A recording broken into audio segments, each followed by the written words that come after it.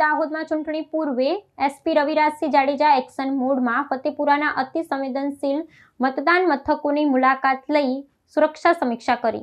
દાહોદ જિલ્લામાં આગામી સામાન્ય ચૂંટણીઓ મુક્ત, ન્યાયી અને ભયમુક્ત વાતાવરણમાં સંપન્ન થાય તે સુનિશ્ચિત કરવા માટે સ્થાનિક પોલીસ તંત્રએ કમર કસી છે।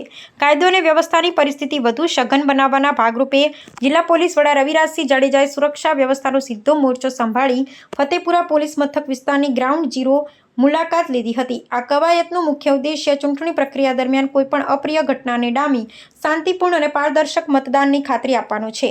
આ વ્યૂહાત્મક મુલાકાત દરમિયાન એસપી જાડેજાએ ફતેપુરા પંથકના અતિ સંવેદનશીલ ગણાતા મતદાન મથકોનું જાત નિરીક્ષણ કર્યું હતું। ખાસ કરીને સલરા પ્રાથમિક શાળા અને વાંગડ ખાતેના બૂથો પર પહોંચી તેમણે સુરક્ષા જાળવણીનું બારીકાઈથી મૂલ્યાંકન કર્યું હતું।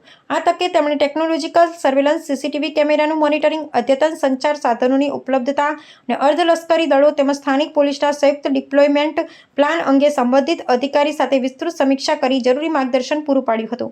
સુરક્ષાના માળખાકીય આયોજન ઉપરાંત જિલ્લા પોલીસ વડાએ નાગરિકો સાથે સીધો સંવાદ સાધવાનો સકારાત્મક અભિગમ અપનાવ્યો હતો।